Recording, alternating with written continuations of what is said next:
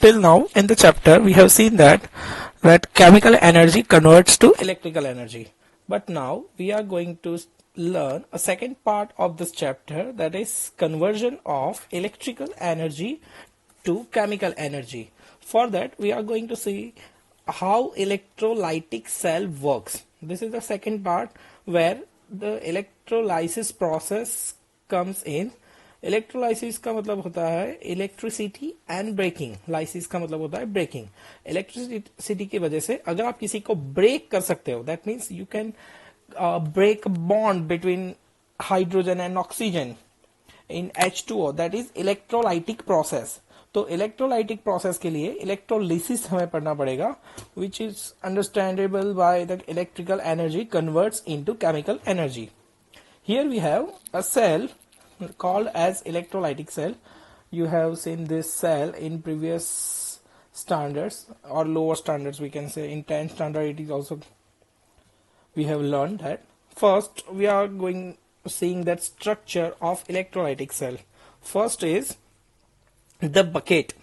This is non-conductive bucket. It is known as electrolytic tank.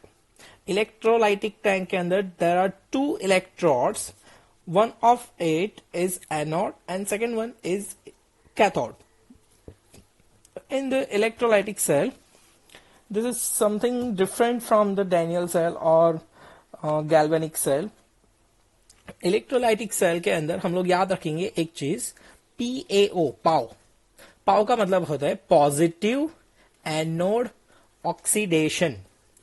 पाव का मतलब होता है positive anode oxidation. That means left hand side के ऊपर पॉजिटिव साइड है. देखो यहां पर लेफ्ट हैंड साइड है और यहां पर राइट हैंड साइड है.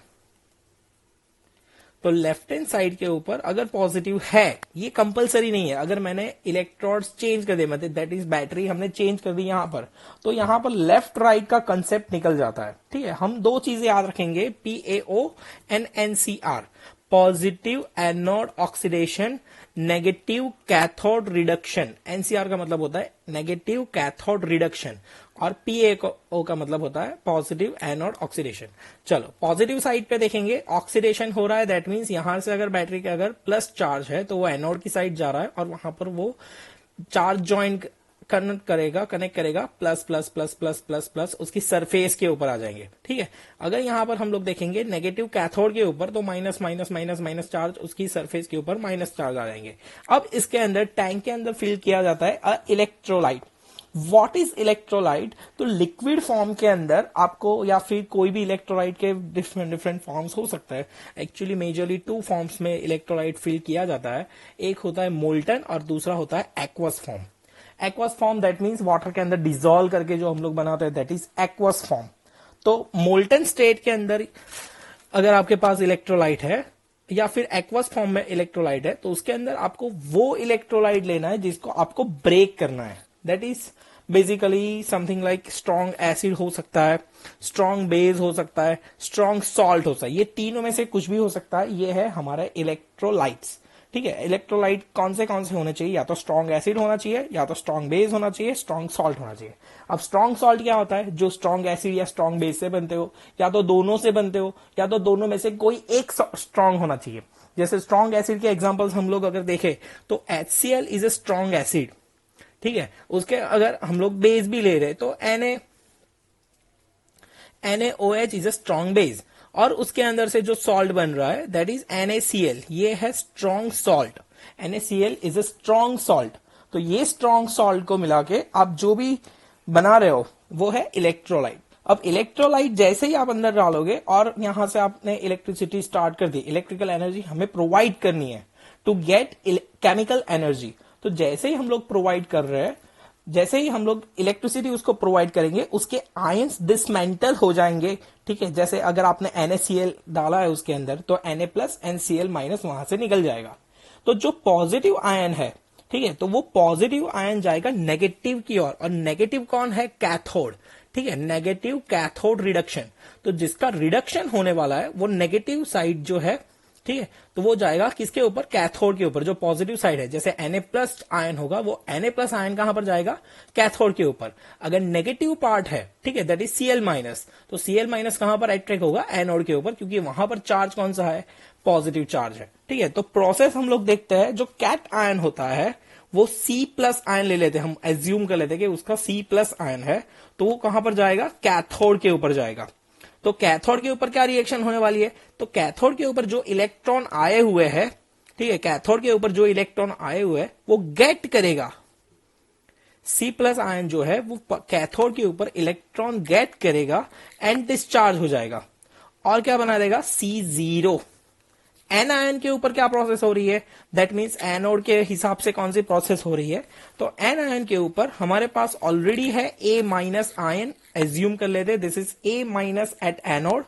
तो एनोड के ऊपर क्या हो रहा है, एनोड के ऊपर से जो रिलीज हो रहा है वो क्या करेगा, इलेक्ट्रॉन प्रोड्यूस करके डिस्चार्ज हो जाएगा। एन आयन यहां से क्या होगा, इलेक्ट्रॉन प्रोड्यूस करके डिस्चार्ज हो जाएगा और बनाएगा A0। कैथोड के ऊपर C इलेक्ट्रॉन गेट कर रहा है और यहां पर A इलेक्ट्रॉन रिलीज कर रहा है। ठीक है, इलेक्ट्रोलाइसिस प्रोसेस का कंक्लूजन क्या है, तो प्रोसेस हम क्यों कर रहे हैं, ठीक है, तो ये प्रोसेस हमेशा ही प्रोडक्ट ओरिएंटेड प्रोसेस है।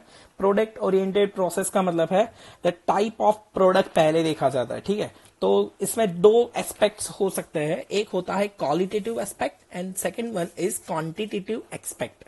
तो क्वालिटेटिव एस्पेक्ट क्या है, तो क्वालिटी कैसी होनी चाहिए, प्रोडक्ट कैसा होना चाहिए, स्ट्रांग होना चाहिए, लाइट होना चाहिए, कौन से फॉर्म में होना चाहिए, प्रोडक्ट गैसियस फॉर्म में है, सॉलिड फॉर्म है, ये सब प्रोडक्ट की क्वालिटी है। और second thing is type of product, कौन से टाइप का प्रोडक्ट मिल रहा है। ठीक है, second aspect is quantitative product aspect, that means आपको कितना प्रोडक्ट मिल रहा है। ठीक है, आपने कितना गैस ऐड किया है, कितना गैस आप गेट कर रहे हो, तो वो होता है क्वांटिटेटिव एस्पेक्ट। तो ये प्रोसेस का कंक्लूजन है। इलेक्ट्रोलिसिस प्रोसेस जब भी हम करते हैं, हमेशा याद रखना, आपको क्वेश्चन वही पूछा जाएगा कि इस प्रोसेस के अंदर प्रोडक्ट क्या है। ठीक है, व्हाट इज अ प्रोसेस, कि ये प्रोसेस के अंदर कौन सी प्रोडक्ट बनने वाली है, या फिर एनोड के ऊपर कौन सी प्रोडक्ट बनी, कैथोड के ऊपर कौन सी प्रोडक्ट बनी। अभी तो आप समझ रहे हो, बट जैसे जैसे ये कॉम्प्लेक्सिटी बढ़ती जाएगी वैसे जैसे आप कंफ्यूज होते जाओगे। तो इसीलिए मैं बोल रहा हूं, पहले से कंसेप्ट क्लियर रखना है आपको, कि जो मैंने बोला है PAO, पाव और NCR, ये दो चीजें याद रखनी है। ठीक है, तो फर्स्ट हम देखेंगे factors on which product of electrode depends. Product of electrode मतलब इलेक्ट्रोड के ऊपर कौन से प्रोडक्ट जो बन रहे हैं वो किसके फैक्टर्स के ऊपर डिपेंड करता है। तो there are 4 factors as we can see here. तो first is nature of electrolyte, हमने जो इलेक्ट्रोलाइट लिया है वो कौन सा है। ठीक है, तो मैंने बोला था इलेक्ट्रोलाइट कैसे कैसे हो सकते हैं, तो यहां पर कुछ सॉल्ट है मेरे पास NaCl।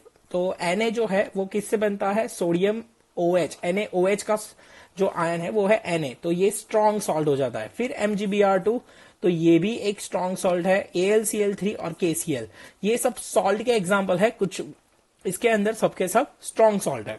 चलो, second one is medium of electrolyte. Electrolyte कौन से मीडियम में हो सकता है, तो मैंने बोला था 2 तरीके के मीडियम हो सकते हैं, एक होता है मोल्टन स्टेट एंड दूसरा होता है एक्वा स्टेट। तो 2 तरीके के मीडियम के अंदर आप कुछ भी ले सकते हो। NaCl मोल्टन भी हो सकता है, NaCl को मेल्ट करके आपने भर दिया अंदर, या फिर NaCl एक्वा स्टेट में भी हो सकता है कि NaCl को आपने वाटर के अंदर डिसॉल्व करके ऊपर अंदर भरा हुआ है। तो ये 2 तरीके के उसके अंदर हो सकता है, ऐसा नहीं कि NaCl AgCl3 ऊपर मैंने बताया कि कोई भी नेचर का हो सकता है electrolyte. Third one is concentration of electrolyte, कैसा होना चाहिए इलेक्ट्रोलाइट हमारा। एक तो होता है डायल्यूट और कंसेंट्रेटेड। डायल्यूट के अंदर जिसके अंदर कंसेंट्रेशन लो हो दैट इज डायल्यूट, जिसके अंदर वाटर कंटेंट ज्यादा हो। ठीक है, जिसके अंदर वाटर कंटेंट ज्यादा होता है वो होता है डायल्यूट। और second one is concentrated. Concentrated का मतलब है कि अगर आपने कंटेंट ज्यादा लिया है तो उसकी कंसेंट्रेशन बढ़ा दिया, मोलारिटी ये सब बढ़ा दिया, तो वो है कंसेंट्रेटेड। तो ये इसके ऊपर भी बहुत डिपेंड करता है, क्योंकि अगर इलेक्ट्रोलाइट आपने अगर लाइट लिया है तो उसके अंदर से प्रोडक्ट जो मिलने वाला है तो वो भी लाइट फॉर्म में ही होगा, क्योंकि उसी का तो डिस्पेंटेशन हो रहा है ना, उसके अंदर से तो 2 आयंस अलग हो रहा है। तो आयंस अलग हो रहा है तो वो कौन से आयन हो गए, कंसेंट्रेटेड होगा तो ज्यादा आयन निकलेंगे, कम डायल्यूटेड होगा तो कम आयन निकलेंगे। तो ये आपको ध्यान रखना है। And last one is nature of electrode, दो तरीके के इलेक्ट्रोड हम लोग पढ़ने वाले हैं। पहले तो हम लोग एक ही टाइप के पढ़ेंगे इस चैप्टर के अंदर, inert and active. Active electrode हम लोग बाद में देखेंगे। फर्स्ट ऑफ ऑल इनर्ट कौन से होता है, जो do not participate in the process के अंदर अगर वो पार्टिसिपेट नहीं कर रहे, हमें क्या प्रोसेस करनी है, इलेक्ट्रोलाइसिस करना है, समझ रहे हो। दैट मीन्स जो इलेक्ट्रोलाइट हमने फील किया हुआ